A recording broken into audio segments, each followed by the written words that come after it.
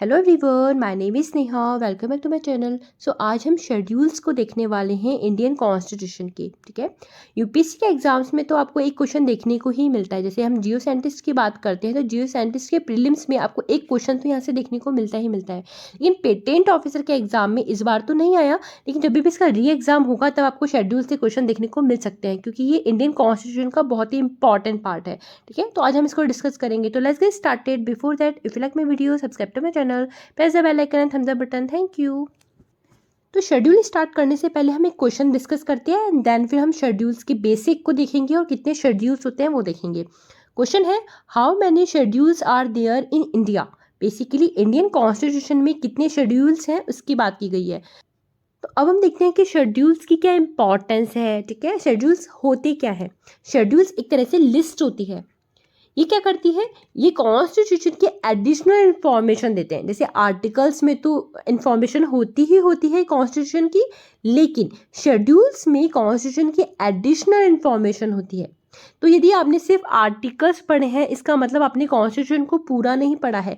आपको यदि कॉन्स्टिट्यूशन पूरा पढ़ना है तो आपको शेड्यूल्स भी पढ़ने पड़ेंगे, क्योंकि उसमें कॉन्स्टिट्यूशन की एडिशनल इंफॉर्मेशन होती है जो कि आर्टिकल्स में भी नहीं होती है।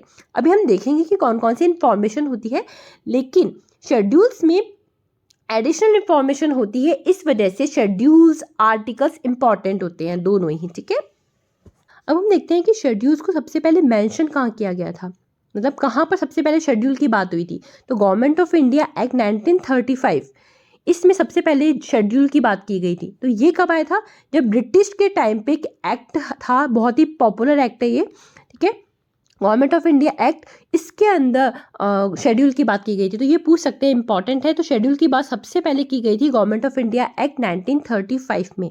ठीक है, जब हम ओरिजिनली बात करते हैं, जब डॉक्टर भीमराव अंबेडकर ने कॉन्स्टिट्यूशन बनाया था 26 नवंबर 1949 को, जब इसको इनेक्ट किया था, तब हमारी कॉन्स्टिट्यूशन में सिर्फ 8 शेड्यूल थे। ठीक है, लेकिन अब हमारे कॉन्स्टिट्यूशन में कितने शेड्यूल हैं, 12 शेड्यूल हैं। ठीक है, इसका मतलब जो 9, 10, 11, 12 जो ये शेड्यूल है, इनको हमने क्या किया है, कॉन्स्टिट्यूशन में ऐड किया है। ठीक है, तो जब भी हम कॉन्स्टिट्यूशन में कुछ ऐड करते हैं ना, तो क्या किया जाता है, कॉन्स्टिट्यूशन का अमेंडमेंट किया जाता है। ठीक है, तो अभी क्वेश्चन सॉल्व हो जाएगा, how many schedules are there in India. तो इंडिया में अभी कितने शेड्यूल हैं, 12 शेड्यूल हैं। ठीक है, ओरिजिनली कितने थे, 8 शेड्यूल थे, लेकिन अब इंडिया में कितने शेड्यूल हैं, 12। तो इसका करेक्ट आंसर होगा बी। तो 9, 10, 11, 12 शेड्यूल को ऐड करने के लिए कुछ अमेंडमेंट किए गए हैं। ठीक है, तो आप इसका स्क्रीनशॉट ले सकते हैं, बहुत ही ज़्यादा इंपॉर्टेंट है ये। तो फर्स्ट हम देखते हैं 9 शेड्यूल के बारे में। तो 9 शेड्यूल को कब ऐड किया गया था, फर्स्ट कॉन्स्टिट्यूशन अमेंडमेंट एक्ट के थ्रू, और ये कब आया था, 1951 में। तो ऐसे पूछ सकते हैं कि 9th शेड्यूल कब आया था, 1951 में, और कौन से सीएए के थ्रू, फर्स्ट। ठीक है, तो फर्स्ट कॉन्स्टिट्यूशन अमेंडमेंट एक्ट के थ्रू हमने सबसे पहले जो काम किया था वो है 9 शेड्यूल को ऐड करना। ठीक है, इसी तरह से हम 9, 10, 11, 12 देखते हैं। 9 शेड्यूल को ऐड किया गया था 1985 में, और कौन सा अमेंडमेंट किया गया था, 52 कॉन्स्टिट्यूशन अमेंडमेंट एक्ट। ठीक है, 11 शेड्यूल कब आया था, 1992 में, और 12 शेड्यूल भी 1992 में आया था। ठीक है, लेकिन इसका अमेंडमेंट एक्ट अलग अलग है। तो 11 शेड्यूल 1992 में आया था, लेकिन 73rd कॉन्स्टिट्यूशन अमेंडमेंट एक्ट के थ्रू, और 12 शेड्यूल आया था 74th कॉन्स्टिट्यूशन अमेंडमेंट एक्ट के थ्रू, लेकिन 1992 में। ठीक है, एक क्वेश्चन देखते हैं, which schedule of Indian constitution deals with the division of power between the union and state. ठीक है, तो इस क्वेश्चन को देखने से पहले हम इसकी थ्योरी को देखते हैं, बेसिक को देखते हैं, देन इस क्वेश्चन पे वापस आएंगे। ठीक है, अब हम शेड्यूल और उसके सब्जेक्ट्स को देखते हैं। तो फर्स्ट शेड्यूल बात करता है यूनियन एंड यूटीज के बारे में। ठीक है, तो हमारे इंडिया में 28 यूनियन है। ठीक है, और 9 क्या है, यूटीज है। तो 28 जो हमारे स्टेट्स है और 9 यूटीज है, उसके बारे में बात की गई है फर्स्ट शेड्यूल में। ठीक है, तो ये इंपॉर्टेंट है, आपको ध्यान रखना है। फर्स्ट शेड्यूल में स्टेट और यूटीज की बात की गई है। 28 स्टेट और 9 यूटीज की बात कौन से शेड्यूल में की गई है, फर्स्ट। अब हम बात करते हैं सेकंड शेड्यूल के बारे में। इसका सब्जेक्ट क्या है, सैलरी और अलाउंसेस। ठीक है, तो सैलरी और अलाउंसेस की बात की गई है सेकंड शेड्यूल में। ठीक है, तो जो यदि हम सेंट्रल लेवल पे बात करते हैं तो प्रेसिडेंट हो गए, एमपी हो गए, सुप्रीम कोर्ट हो गई, कैग हो गए, इनकी बात की, इनकी सैलरी की, अलाउंसेस की बात की गई है सेकंड शेड्यूल में। और यदि हम स्टेट लेवल पे बात करते हैं तो इनकी गवर्नर, एमएलए और हाई कोर्ट, इनके सैलरी अलाउंसेस की बात की गई है सेकंड शेड्यूल में, सबकी बात नहीं की गई है, सिर्फ इन्हीं लोगों के सैलरी अलाउंसेस की बात की गई है हमारे सेकंड शेड्यूल में। अब हम बात करते हैं थर्ड शेड्यूल के बारे में। तो थर्ड शेड्यूल बात करता है ओथ और अफर्मेशन के बारे में। जितने भी हमारे MP होते हैं, MLA होते हैं, जब वो पोस्ट पे बैठते हैं उससे पहले वो क्या करते हैं, ओथ लेते हैं, अफर्मेशन लेते हैं। इसकी बात की गई है थर्ड शेड्यूल में। तो इस तरह के क्वेश्चन आपसे पूछ सकते हैं कि ओथ की बात कहाँ पर की गई है, किसमें की गई है, थर्ड शेड्यूल में। अब किस किस के ओथ की बात की गई, किस किस के अफर्मेशन की बात की गई। यदि हम सेंट्रल लेवल पे बात करते हैं तो हो गया MP, सुप्रीम कोर्ट और कैग, इनके ओथ की बात की गई है, इनके अफर्मेशन की बात की गई है। ठीक है, यहाँ पर प्रेसिडेंट नहीं आएगा। यदि हम प्रेसिडेंट की बात करते हैं तो प्रेसिडेंट की ओथ की बात की गई है आर्टिकल नंबर 60 में। आपको यहीं पर याद रखना है, आर्टिकल 60 डिस्कस करता है प्रेसिडेंट की ओथ और अफर्मेशन को। ठीक है, यदि हम यहीं पर सेंट्रल लेवल पे हम वाइस प्रेसिडेंट की बात करते हैं तो वाइस प्रेसिडेंट की ओथ की बात की गई है आर्टिकल नंबर 69 में। आपको ये याद रखना है। ठीक है, देखो यहाँ पर सैलरी अलाउंसेस की बात तो president, MP, supreme court, CAG की बात की गई, लेकिन ओथ की बात यहाँ पर सिर्फ MP, सुप्रीम कोर्ट और कैग की गई है। ठीक है, प्रेसिडेंट की बात की गई आर्टिकल नंबर 60 में और वाइस प्रेसिडेंट की बात की गई आर्टिकल नंबर 69 में। यदि हम यहीं पर स्टेट लेवल पे बात करते हैं तो स्टेट लेवल पे ओथ और अफर्मेशन की बात की गई है MLA की, हाई कोर्ट की। ठीक है, तो सेंट्रल लेवल पर थर्ड शेड्यूल में MP, सुप्रीम कोर्ट, कैग की बात की गई है और स्टेट लेवल पे बात की गई है MLA और हाई कोर्ट की। यदि हम स्टेट लेवल पे गवर्नर का देखते हैं कि गवर्नर की ओथ की बात कहाँ की गई है, तो वो की गई है आर्टिकल में, और आर्टिकल कौन सा है, 159। तो आपको ये याद रखना है। ठीक है, वैसे तो हम जब डिस्कस करेंगे इंपॉर्टेंट आर्टिकल वहाँ पर डिस्कस कर सकते हैं, लेकिन ओथ की बात की गई है तो यहाँ पर हम साथ साथ डिस्कस कर रहे हैं। ठीक है, तो ओथ ऑफ अफर्मेशन की वजह से MP हो गए, MLA हो गए, हाई कोर्ट हो गया, सुप्रीम कोर्ट हो गया और कैग हो गया, इनकी बात की गई है थर्ड शेड्यूल में। ठीक है, अब हम बात करते हैं फोर्थ शेड्यूल के बारे में। तो फोर्थ शेड्यूल का सब्जेक्ट क्या है, allocation of seat to states and UTs in Rajya Sabha. तो ये सिर्फ राज्यसभा की बात करता है। देखो राज्यसभा में सीट्स होती हैं, स्टेट के अलग होती है, यूटीज के अलग होती है। तो कितनी कितनी सीट्स देनी है स्टेट को और यूटी को, ये वाली बात की गई है किसमें, हमारे फोर्थ शेड्यूल में। आपको याद रखना है, फोर्थ शेड्यूल बात करता है राज्यसभा में कितनी कितनी सीट मिलनी चाहिए। ठीक है, अब हम बात करते हैं फिफ्थ शेड्यूल के बारे में। तो फिफ्थ शेड्यूल का सब्जेक्ट क्या है, administration and control of schedule area and schedule tribes area. ठीक है, तो हमारी कंट्री में जितने भी शेड्यूल एरिया है और ट्राइबल एरिया है उसके एडमिनिस्ट्रेशन और कंट्रोल की बात की गई है हमारे फिफ्थ शेड्यूल में। ठीक है, देखो सिक्स्थ शेड्यूल भी बात करते हैं एडमिनिस्ट्रेशन की। ठीक है, लेकिन जो हमारे नॉर्थ ईस्ट स्टेट में जो ट्राइबल एरिया है उसके एडमिनिस्ट्रेशन की बात की गई है सिक्स्थ शेड्यूल में। तो इंपॉर्टेंट है, दोनों ही एडमिनिस्ट्रेशन की बात करते हैं, लेकिन नॉर्थ ईस्ट स्टेट में एडमिनिस्ट्रेशन की बात की गई है सिक्स्थ शेड्यूल में। आपको याद रखना है। ठीक है, और नॉर्थ ईस्ट स्टेट में सारे स्टेट नहीं है, कौन कौन से हैं, सिर्फ ATM है, असम, मेघालय, त्रिपुरा और मिजोरम। A से असम, ठीक है, M से 2 है, एक तो मेघालय है और एक है मिजोरम। ठीक है, मणिपुर नहीं है, आपको याद रखना है। और ये है T से त्रिपुरा। तो असम, मेघालय, त्रिपुरा, मिजोरम, इन 4 स्टेट में जो ट्राइबल एरिया है उसके एडमिनिस्ट्रेशन की बात की गई है सिक्स्थ शेड्यूल में। अब हम बात करते हैं सेवंथ शेड्यूल के बारे में। इसका सब्जेक्ट क्या है, distribution of power in union and state. तो यूनियन गवर्नमेंट जो सेंट्रल गवर्नमेंट है उसके पास लॉज बनाने की पावर होती है, स्टेट गवर्नमेंट है उसके पास भी लॉज बनाने की पावर होती है, जो MLA होते हैं वो लॉज बनाते हैं। ठीक है, इनके पावर का डिस्ट्रीब्यूशन किस तरह से होगा, मतलब लॉज बनाने का डिस्ट्रीब्यूशन किस तरह से करना है वो बात की गई है किसमें, सेवंथ शेड्यूल में। ठीक है, अभी लॉज कैसे बनाते हैं, देखो सेंट्रल गवर्नमेंट के पास कुछ लिस्ट होती है, यूनियन लिस्ट बोलते हैं जिसे, इसमें कुछ सब्जेक्ट होते हैं, इस सब्जेक्ट पर ही यूनियन क्या बना सकती है, सेंट्रल गवर्नमेंट लॉज बना सकती है। स्टेट गवर्नमेंट के पास एक लिस्ट होती है, स्टेट लिस्ट, इस लिस्ट में कुछ सब्जेक्ट होते हैं, स्टेट गवर्नमेंट इन सब्जेक्ट पर ही क्या बना सकती है, लॉज बना सकती है। इसके अलावा एक लिस्ट होती है कॉन्करेंट लिस्ट, इसमें यूनियन भी लॉज बना सकती है और स्टेट भी लॉज बना सकती है। तो इस तरह से यहाँ पर लिस्ट के थ्रू पावर का डिस्ट्रीब्यूशन किया गया है। तो क्वेश्चन इस तरह से भी आ सकता है कि distribution of power in union and state किस में बात की गई है, सेवंथ शेड्यूल में, या फिर लिस्ट की बात किस में की गई है, तो ये भी क्या आंसर क्या आएगा इसका, सेवंथ शेड्यूल। ठीक है, अब हम क्वेश्चन को देखते हैं। अब हम इस क्वेश्चन को देखते हैं, which schedule of Indian constitution deals with the division of power between union and state. तो इसका करेक्ट आंसर होगा ए, 7th। ठीक है, तो 7th शेड्यूल डील करता है लिस्ट को। ठीक है, 7th शेड्यूल डील करता है डिवीजन ऑफ पावर को, तो आपको याद रखना है। तो division of power between the union and state की बात की गई 7th शेड्यूल में, लिस्ट की बात की गई है, या फिर यूनियन, स्टेट और कॉन्करेंट लिस्ट की बात किसमें की गई, 7th शेड्यूल में। ठीक है, अब हम 7th शेड्यूल को डिटेल में डिस्कस करते हैं। देखो इससे काफ़ी क्वेश्चंस बनते हैं, इसलिए हम इसको डिटेल में डिस्कस कर रहे हैं। हमने देखा यहाँ पर डिवीजन ऑफ पावर की बात की गई है, इसमें लिस्ट की बात की गई है। तो 7th शेड्यूल डील करता है लिस्ट से। कितनी लिस्ट होती है, 3 लिस्ट होती है। कौन कौन सी, यूनियन, कॉन्करेंट और स्टेट। ठीक है, तो हमारी सेंट्रल गवर्नमेंट होती है, वो यूनियन लिस्ट में जितनी भी सब्जेक्ट्स होते हैं उस पर लॉज बनाती हैं। स्टेट गवर्नमेंट में जो होती है, वो स्टेट लिस्ट में जितनी भी सब्जेक्ट्स होते हैं उस पर लॉज बनाती है। कॉन्करेंट लिस्ट दोनों की होती है, तो सेंट्रल गवर्नमेंट हो गई चाहे स्टेट गवर्नमेंट हो गई, जितने भी सब्जेक्ट्स हैं इस पर दोनों लॉज बना सकती हैं। ठीक है, आपको ये याद रखना है कि यूनियन लिस्ट में 100 सब्जेक्ट हैं, कॉन्करेंट लिस्ट में 52 सब्जेक्ट हैं और स्टेट लिस्ट में 61 सब्जेक्ट हैं। ठीक है, तो इसको याद रखना है इसको। ठीक है, तो अब हम डिस्कस करते हैं सब्जेक्ट को। ठीक है, तो यूनियन लिस्ट में 100 सब्जेक्ट है और 100 सब्जेक्ट को यहाँ पर देखना बहुत मुश्किल है। ठीक है, तो हम यहाँ पर इंपॉर्टेंट सब्जेक्ट देखेंगे जिसपे सेंट्रल गवर्नमेंट लॉज बनाती है। जैसे आरबीआई से रिलेटेड लॉज हो गया, बैंकिंग से रिलेटेड लॉज हो गया, डिफेंस से रिलेटेड जो भी लॉज होते हैं वो सेंट्रल गवर्नमेंट बनाती है। ठीक है, डिफेंस में क्या क्या ऐड करना है या कुछ भी लॉज होते हैं वो डिफेंस से रिलेटेड सेंट्रल गवर्नमेंट बनाती है। एनर्जी हो गया, रेलवे हो गया, हाईवे हो गया, पोर्ट्स हो गए। ठीक है, वो सेंट्रल गवर्नमेंट लॉज बनाती है। ठीक है, से आपको पता होगा मिनिस्ट्री हमारी NHAI। ठीक है, इसमें जो टोल टैक्स होता है वो किसके पास जाता है, सेंट्रल गवर्नमेंट के पास जाता है। क्यों, क्योंकि इससे रिलेटेड जो सब्जेक्ट है वो भी सेंट्रल गवर्नमेंट के पास है।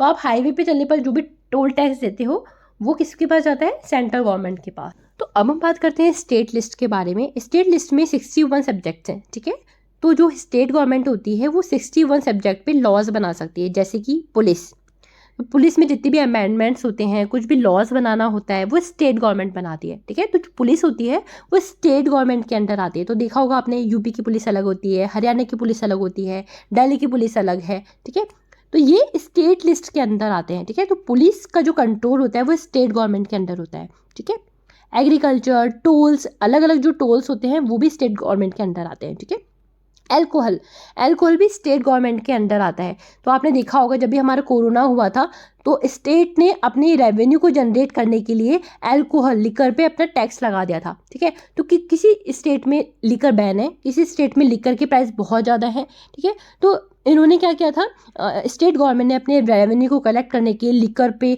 टैक्स को बहुत ज़्यादा हाई कर दिया था। ठीक है, डबल ट्रिपल कर दिया था। तो अल्कोहल, लिकर, ये सब स्टेट के अंडर आता है। सैनिटाइजेशन, पब्लिक हेल्थ, ठीक है, फिशिंग, ये सब स्टेट गवर्नमेंट के अंडर आते हैं। और भी सब्जेक्ट्स आते हैं लेकिन ये इंपॉर्टेंट है। हम बात करते हैं कॉन्करेंट लिस्ट के बारे में। तो कॉन्करेंट लिस्ट में कितने सब्जेक्ट होते हैं, 52 सब्जेक्ट्स होते हैं। ठीक है, तो सेंट्रल गवर्नमेंट हो गई, स्टेट गवर्नमेंट हो गई, दोनों ही इन सब्जेक्ट्स पे लॉज बना सकती हैं। देखो इनिशियली हमारी कॉन्करेंट लिस्ट में सिर्फ 47 सब्जेक्ट्स थे, लेकिन बाद में इसमें 5 सब्जेक्ट और ऐड कर दिए गए। और जब भी हम कुछ ऐड करते हैं तो क्या होता है, कॉन्स्टिट्यूशन का अमेंडमेंट होता है। तो 42 कॉन्स्टिट्यूशन अमेंडमेंट एक्ट के थ्रू 5 सब्जेक्ट और ऐड कर दिए गए। तो अब इसमें कितने हैं, 52 सब्जेक्ट्स हैं। अब कौन कौन से सब्जेक्ट ऐड किए गए, देखो इलेक्ट्रिसिटी पहले से ही था। ठीक है, अब 5 सब्जेक्ट जो ऐड किए हैं वो इंपॉर्टेंट है। एजुकेशन, ठीक है, इसको ऐड किया है अभी। ठीक है, तो एजुकेशन पे सेंट्रल गवर्नमेंट भी और स्टेट गवर्नमेंट दोनों लॉज बना सकती है। वेट एंड मेजर्स, इस पे भी सेंट्रल गवर्नमेंट और state government. Forest, protection of wild and animal and bird, and 5th है एडमिनिस्ट्रेशन ऑफ जस्टिस। तो आपको याद रखना है कॉन्करेंट लिस्ट में इन 5 सब्जेक्ट को और ऐड किया गया है। Education, weight and measures, forest, protection of wild and animal and administration of justice. एक क्वेश्चन देखते हैं, which among the following language is not in the 8th schedule of constitution of India.